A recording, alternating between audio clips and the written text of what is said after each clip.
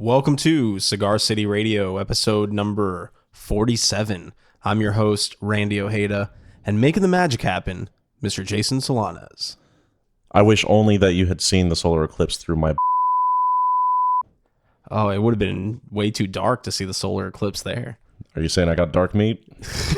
only the dark meat. If you've been listening to the show for a while, you know that one of our favorite music services is Spotify. Not our only favorite. We have lots of favorites. Shout out Tidal. But we do love Spotify, and we are on Spotify. So if you are also on Spotify, you should follow our user account, Cigar City MGMT, on the service. We have a number of public playlists where we can help you discover new music, new tunes, and also follow along with this podcast. So you can start with the Cigar City Radio Companion playlist, which features all of the music heard and discussed on this show. You can follow the Tampa Mixtape, which features some of our favorite independent and major bands from the Tampa area. And you can follow our 2017 New Music playlist, which features our top picks in the world of new music from every genre, no matter how popular or how underground. And lastly, you can follow our Cigar City MGMT Popular Tracks playlist, which features popular tracks from the Cigar City MGMT family. How about that? And you can also follow my 90s and 80s playlists, which are kind of fun. The 90s one is called Now That's What I Call 90s. You'll dig it. This episode of Cigar City Radio was recorded at the Blind Tiger in Ybor City. The Blind Tiger is a 1920s speakeasy-style coffee shop serving coffee, tea, vegan pastries, and more, with locations in Ybor City and Seminole Heights. You can check them out at blindtigercafe.com.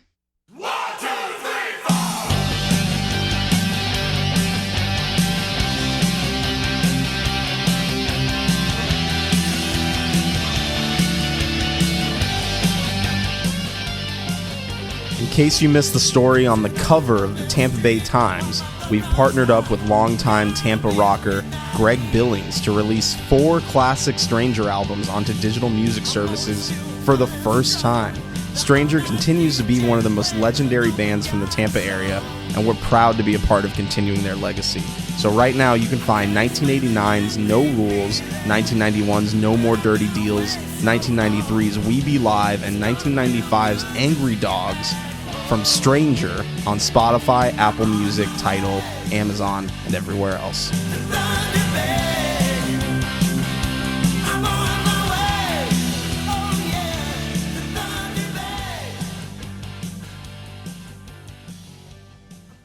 Our guest on this episode is John Capouya. John is a professor at the University of Tampa, a guest faculty at the Poynter Institute, and a former features editor at Newsweek, New York Newsday, the New York Times, Smart Money Magazine, and more. He's also the author of the Gorgeous George biography, which is being adapted for a feature film. You can pre-order his new book, Florida Soul, From Ray Charles to Casey and the Sunshine Band, now on Amazon. And for more info on his work and links to where you can buy his books, Gorgeous George and Florida Soul, head to johncapouya.com. So here it is, episode 47.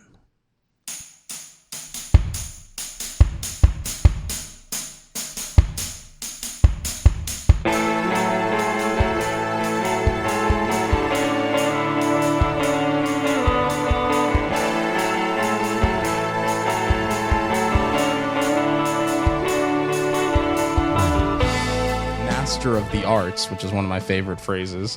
Former editor of Newsweek, the New York Times. The resume just goes on and on and on. Right now, we are talking about his upcoming book, which will be out September 12th, called Florida Soul. So, John, first off, how are you doing? Doing good, thanks. Before we get into everything, I just want to make sure that people know what we're talking about when we talk about soul. So, what is soul music in general?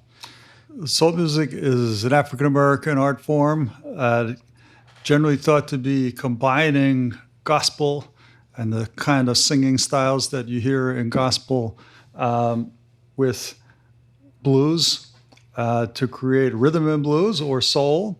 Later on, there was a kind of a turn and a variation on soul that we now call funk. Okay. Yeah. And rhythm and blues, generally speaking, considered to be an earlier form that's more jazzy, like a Louis Jordan kind of thing, the rhythm and blues. And then soul was primarily a sung form in which people really emphasize the vocals of people like, if you think of Aretha Franklin, Otis Redding, those songs are all about the singing. And rhythm and blues is maybe a little more of an instrumental thing with people like Louis Jordan and the other sort of jump orchestras. See, because when I think of soul, I think of like Marvin Gaye, like that, like Luther Vandross. Even is that all considered soul as well? Even absolutely. It's pretty distinct from like what Ray Charles was doing. You know, and some people actually feel like Ray Charles was the real pioneer of soul in that he literally took gospel songs because he grew up. Actually, not a religious guy at all, but loved going to church because of the singing and the piano playing, and he transposed those songs. He just changed the lyrics from being about God to being about a woman.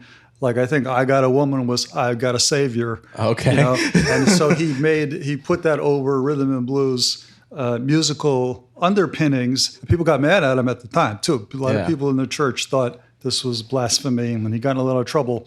But ultimately, it was so popular that they had to stand down. I mean, the music's still around today, and a lot of it is owed to Ray Charles. So he was doing something right, I guess. So Florida soul. So where does Florida soul start? Because when you think about soul music, the first thing that comes to my mind is like Memphis. Maybe even Detroit soul or Nashville. I don't really think about Florida as being a den of soul music. So where does that come from? Right. I didn't think that way either. So the book is really an evolution of my coming down here from New York to teach at the University of Tampa. And I grew up listening to soul music in New York and in New Jersey. And then when I came down here, honestly, I didn't even know Ray Charles was from Florida. I didn't know he was either. He sang Georgia on My Mind, so I figured, the guy's from Georgia. But he was born there, but it turns out he moved to Florida when he was 6 months old. Wow.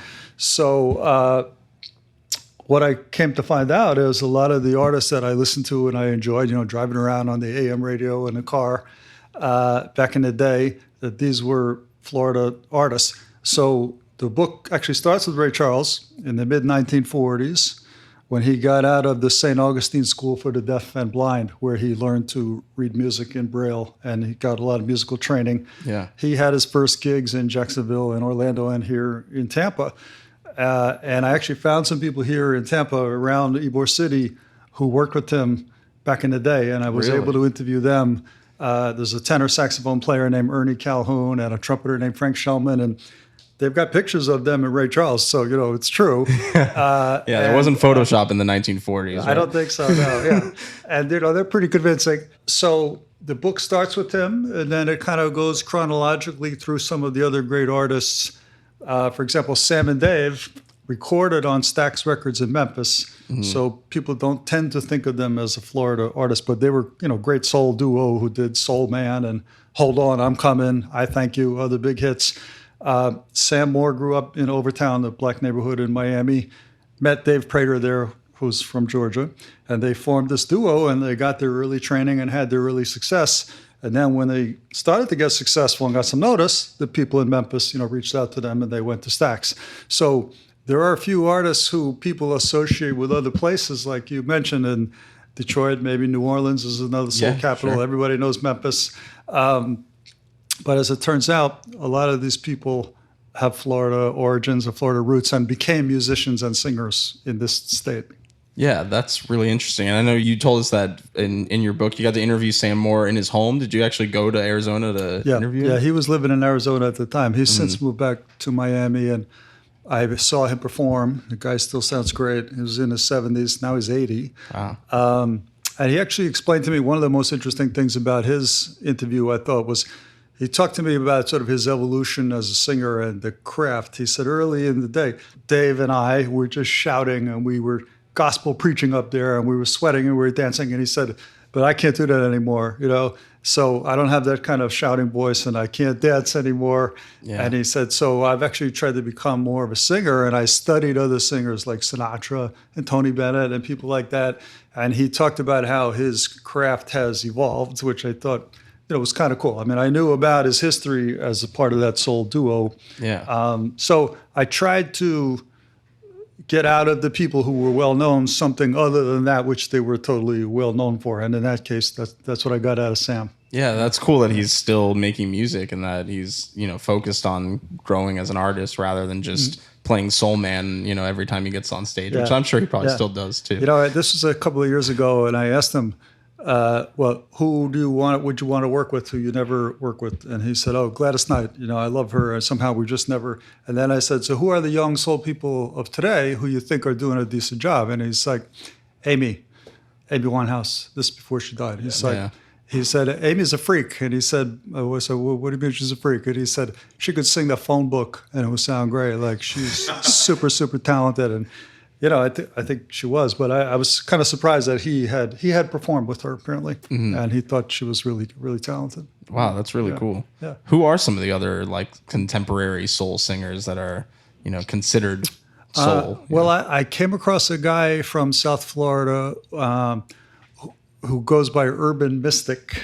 Okay. And he's kind of most of what he does is like today's R&B, like more kind of like an Usher thing, which I'm not a huge fan of. But he also is kind of a soul revivalist, and he has an album called Soulful Classics in which he covers some of the old songs, and he can really sing. His father was a preacher, and he grew up listening to that music. And so I feature him at the end of my book. There's an epilogue in which I talk about what's going on in Florida soul and who's keeping it alive. And he's one of them. There are some older people who are still performing in their 70s, including...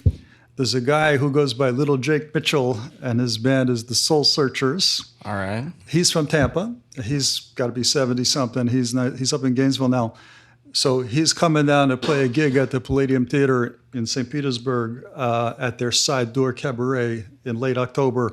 And we're going to have an event together because he's featured in the book also as a guy who's been doing this from the 40s to 2017. That's such a long time yeah. Well, he started very young.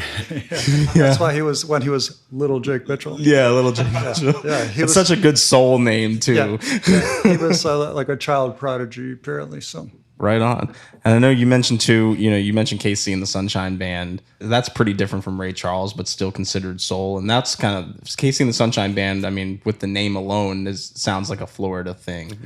They are, but I didn't know that. I just thought, Sunshine Band. I didn't think about it. That's Miami. That's why they're the Sunshine Band. And I interviewed Harry Wayne Casey, who is Casey, still performing. And, you can't go to a wedding or a bar mitzvah or something now and not hear those songs, And they were an interracial band and also a multi-ethnic band. They had African-American people, also Latin people in that band. And the thing I found out about him that I tried to put kind of a different spin on because everybody knows Casey and Get Down Tonight and those songs. Yeah. They were originally called the Sunshine Junkanoo Band. Junkanoo is a kind of Bahamian music that was popular in the Bahamian community in the 60s and 70s when KC was living there, and involves a lot of horns, a lot of whistles, a lot of cowbells, and that sound. So he and his partner Rick Finch originally tried to create that Junkanoo Bahamian sound. Then they put kind of their own rhythm and blues, spin on it. Obviously, very successful. Yeah. So I write a little bit about that, and I interviewed the guy who did all the horn arrangements for KC and the Sunshine Band, which is a big part of their sound. And so the chapter ends up being kind of about the art of arranging for horns and the different voicings and what you can do, because I just felt like to tell the story of KC and go like, well, hey, they're really successful, wouldn't be that revealing. Yeah. The horn arrangements in general, especially with Casey and the Sunshine Band, but in a lot of soul bands that's a really big part of the sound. Right, including the Stax Records people, Sam and Dave, the horns on there, like Otis Redding, the horns they had. It's a great sound. Sam Moore, to go back to him for a second, he said, to me, the horn section in our recordings is like the congregation in the black church. Like, we would sing or say something and they would respond, like the call and response between the preacher and the congregation. So obviously they were really an integral part, of their sound. Yeah, that's really interesting. I never really thought about it that way, but that makes perfect sense. That sort of give and take between the vocals and the horns, because a lot of times, the horns are sort of not really duplicating the melody that they're singing, but they're, what's the word? They have their own parts, so they respond, so they complement each other. Yeah, complementing. That's the word. Yeah. That's with an E. Yeah, yeah, exactly.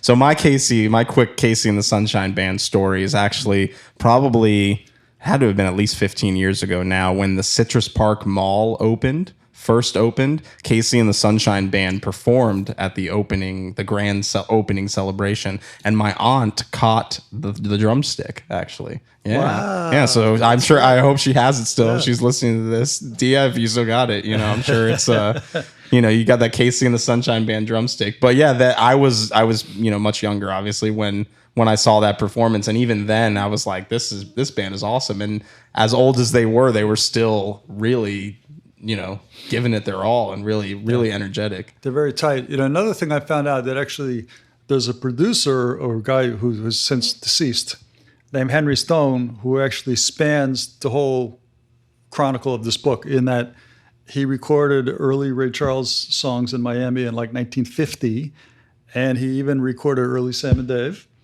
and he recorded many of the other artists who are in my book, like Betty Wright and Lattimore and Timmy Thomas, and he recorded Casey and the Sunshine Band.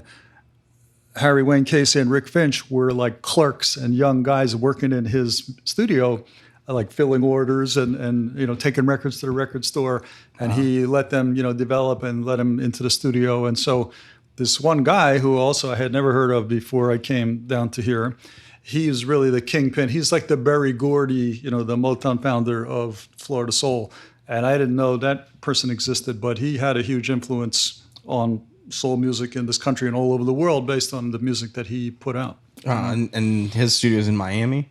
Mm-hmm. Yeah. Wow. So I interviewed him several times, and we have a portrait of him that we took in the book, and then he died like a couple of years back. Oh, man. Yeah. So he was really, so like you said, the Barry Gordon of soul. Not just Florida soul, but just kind of soul in general, Well, right? by virtue of, putting out KC and the Sunshine Band and all of these other hits, even as it sort of, the Miami soul sound kind of veered into disco with KC, and there was a big song called Rock Your Baby, and there was another one called Rockin' Chair, one by Gwen McCrae, another by George McCrae. There were huge international hits.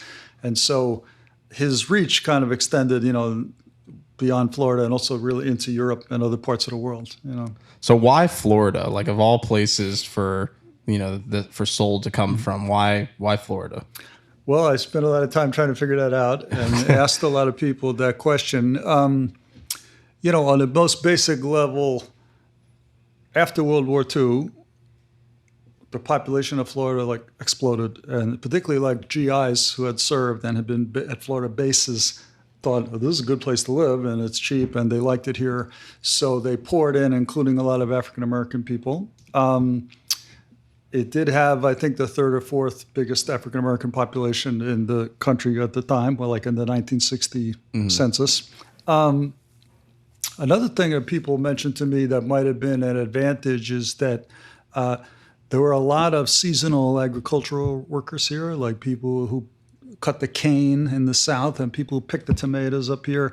And they would all wanted entertainment every Friday and Saturday night. After they got through with this backbreaking labor, they would go to these juke joints and they would put, a couple of dollars down to hear some music. So there was a big chitlin circuit, as they call it, when in segregation, in the black neighborhoods, they had their own clubs where black performers performed and to only black audiences. And this is a national circuit, but as it turns out, Florida has one of the longest stretches of this circuit on which musicians can reliably make money, by going from, Pensacola to Tallahassee to Jacksonville to Orlando to Tampa to St. Pete to Bradenton to Miami. Apparently only Texas had a longer trail. So it supported a lot of bands in a way that some other states couldn't. People would say, well, let's just do the Florida circuit. Another reason that several of the artists themselves cited was that the FAMU, the Florida Agricultural Mechanical University, their jazz program and their marching band, they turned out a lot of highly trained and very skilled musicians, some of whom are in my book. Wow. There's a saxophone player named Noble Watts who came out of there, and Noble Thin Band Watts. And there's a producer in Miami who was part of the first black-owned record company in Florida, as far as we know, which was called Deep City Records. And this guy, Willie Clark, and his partner, Johnny Pearsall, both went to FAMU and were in the music program. So I think that was part of it. Mm-hmm.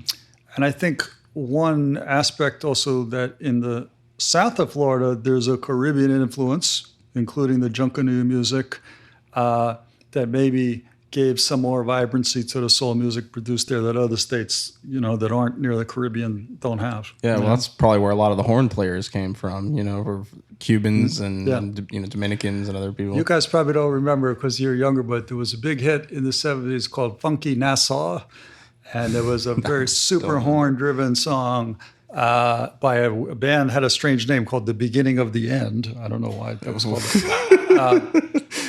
But they were a Caribbean band that this guy Henry Stone recorded, and it was a big hit. You should check it out though. Check it out online. It's a really good song. Right on.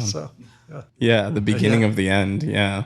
So obviously they're from the Bahamas, from Funky Nassau. Yeah. So those are some of the reasons that I was able to figure out, and I think some of it is luck. I mean, look, Ray Charles is a genius. He was born that way. Apparently, nobody in his family was a singer or a musician.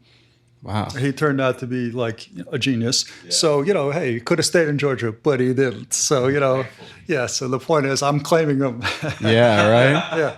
Why wasn't it Florida on my mind? I guess that doesn't have the same kind of ring. He didn't write that song. Actually. Yeah, true. Yeah. Hoagie Carmichael, who's from Georgia, wrote the song. Yeah, so. But this isn't your first book, so I just want to talk a little bit, too, about the Gorgeous George book that you wrote. And that the full title of that, so make sure I get it right, is Gorgeous George, the outrageous bad boy wrestler who created American pop culture. That's a very strong claim. Right. So I'm a big wrestling nerd, so I was all about the fact that you wrote a book on Gorgeous George. Yep. And it is kind of amazing to see how the character that he had really influenced other mediums besides wrestling. So I don't know if you wanted to talk a little bit about that too. For sure. The first thing you got to understand is writers don't create those subtitles or titles of books. Okay, I don't believe that Gorgeous George that he invented pop culture. That is a stretch. Yeah. But my editor felt like, well, it was the kind of outrageous brag and lie that Gorgeous George would say. So let's go with it. That is true. I guess. But the reason I actually didn't know anything about professional wrestling, and the reason I got interested in him is I saw a documentary about Muhammad Ali in which he said that when he was 19 years old and he was still Cassius Clay, he met Gorgeous George, the wrestler, who was saying things like, I'm the prettiest, I'm the greatest, I'm going to kill that guy because I'm the greatest wrestler of all time. And they met, and George said to him, well, listen, you have a mouth on you, kid.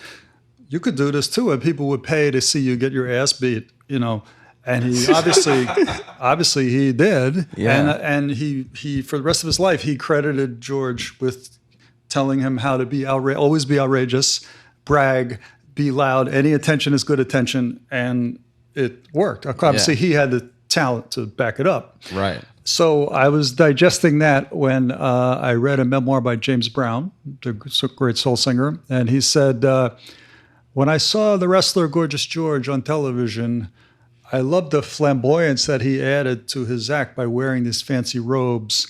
And he had this guy who would run out into the ring and take care of him like a butler character or a Jeeves or a valet. And so then James Brown started wearing these capes and robes in his live performances. And he hired a guy who was known forever as the Cape Man, who would run out with the cape. So George had this guy who would run out, like serve him tea between rounds of the wrestling matches. And he would spray perfume wherever George was going to walk so he wouldn't step on anything. It was pretty hilarious. Oh, no, Gorgeous George is the greatest. I think the wrestling was kind of anticlimactic after all of this, this act, the gimmick, as they call it. Yeah. So I thought, wow, Muhammad Ali, James Brown. I mean, I've been admiring these people, the legendary performers. And then the strangest one of all was in Bob Dylan's memoir. He talks about when he was little Bobby Zimmerman back in Minnesota, and he was trying to be a musician, and nobody wanted to listen to his band or his atrocious singing voice, let's face it. Right? Sure. He wasn't having any success. He was about to quit. And then a chance meeting with Gorgeous George, the wrestler who came to Hibbing to wrestle, inspired him for years to come.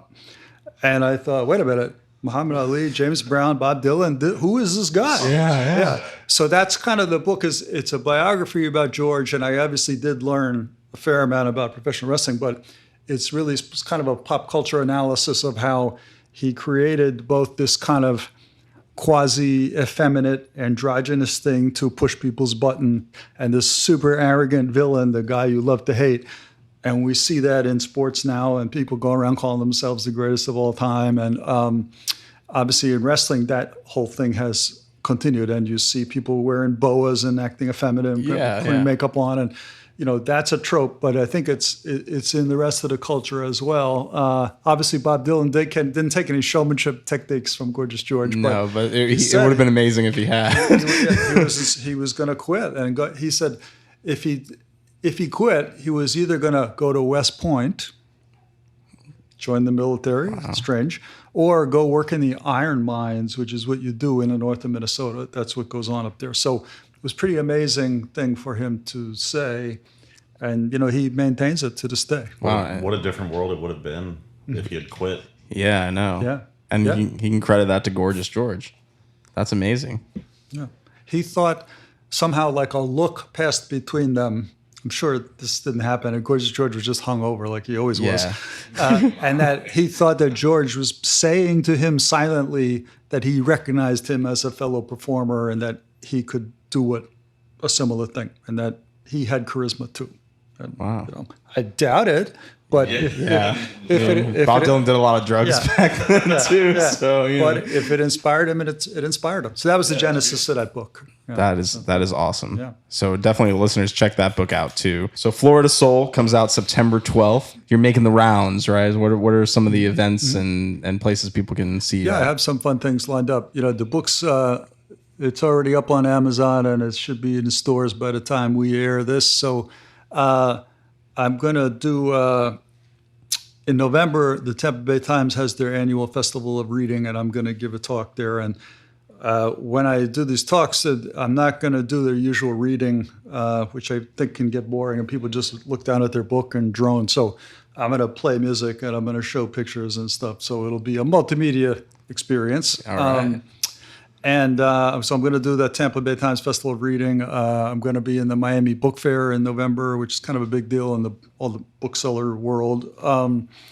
And I know there's going to be some press coming out in some of the local publications. And I think I mentioned on October 27th, there's a gig at the Palladium Theater in St. Pete with Little Drake and the Soul Searchers, a great Gainesville band, big horn section. I mean, it's an 8-piece band. I mean, they're really good. And we're going to do an event together at the Palladium Theater in their downstairs side door cabaret, which is a great place to hear music. And so that's kind of what I know about already. And there'll probably be some more things as the book kind of gains steam. Yeah, that's awesome. Yeah. So, I can't wait to read it. We weren't given an advanced copy, John. I don't know what's up with that. but I'm looking forward to digging into it. Well, you could get your advanced copy by going to Amazon and paying $19. I will. And, if you have Prime, it'll be there in 2 days. So there, I do have Prime, and I will. That's okay. Awesome. Yeah. Great. Any final thoughts, comments for the Cigar City Radio listeners?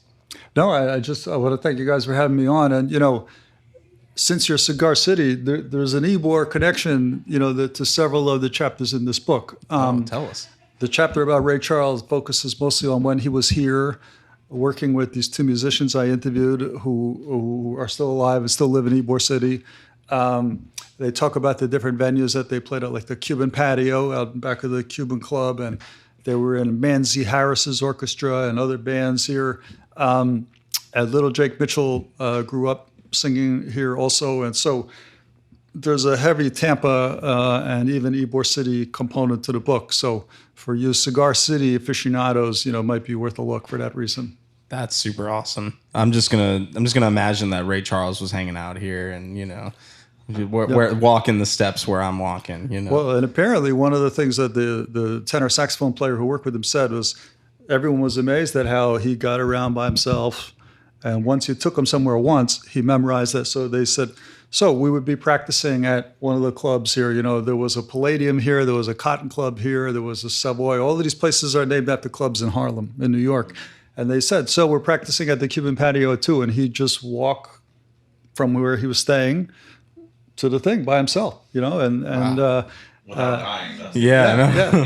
Yeah. And then another one of the musicians who worked with him said he had a bicycle, and someone who could see would sit on the handlebars and tell him, like, Ray, left, you know. And so they would get around that way too.